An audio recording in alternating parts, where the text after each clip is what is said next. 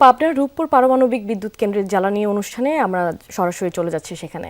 তথ্য ও যোগাযোগ প্রযুক্তি আইসিটি বিভাগ এবং বিজ্ঞান ও প্রযুক্তি মন্ত্রণালয়ের মাননীয় উপদেষ্টা জনাব রেহান আসিফ হাসান মহোদয়কে তার মূল্যবান বক্তব্য প্রদান করার জন্য লড়তে দিচ্ছে না।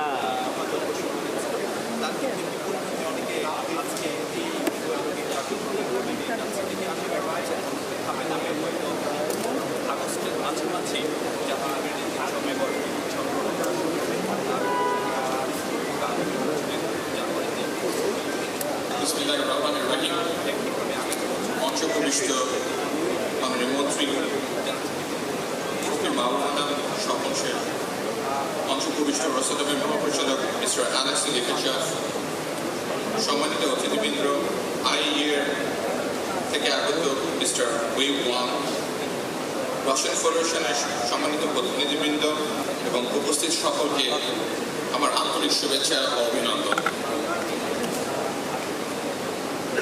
আজকের এই দিনটি বাংলাদেশের বিজ্ঞান প্রযুক্তি ও জ্বালানি খাতের ইতিহাসে একটি অত্যন্ত গৌরবময় ও তাৎপর্যময় দিন। রূপপুর পারমাণবিক বিদ্যুৎ কেন্দ্রে ফিজিক্যাল স্টার্টআপ বা ফুয়েল লোডিং কেবল একটি প্রকল্পের আনুষ্ঠানিক অগ্রগতি নয়, এটি আন্তর্জাতিক সহযোগিতা ও দেশীয় সক্ষমতার বাস্তব প্রতিফলন।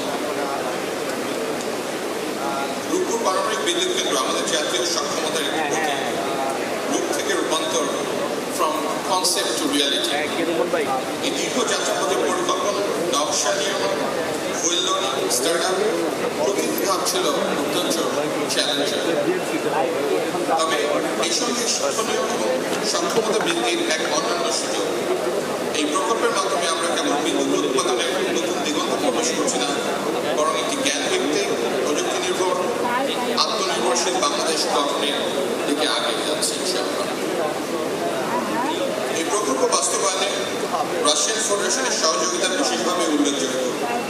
দ্বিপাক্ষিক চুক্তি, আর্থিক সহায়তা, প্রযুক্তিগত জ্ঞান, দক্ষতা বিনিময়ের মাধ্যমে এই প্রকল্প একটি শক্ত ভিত্তির উপর দাঁড়িয়েছে। একই সঙ্গে আন্তর্জাতিক পরমাণু শক্তি সংস্থা আইইএর কারিগরি সহায়তা, পরামর্শ, আন্তর্জাতিক মানদণ্ডের সাথে সহযোগিতা আমাদের যাত্রাকে আরো নিরাপদ ও গ্রহণযোগ্য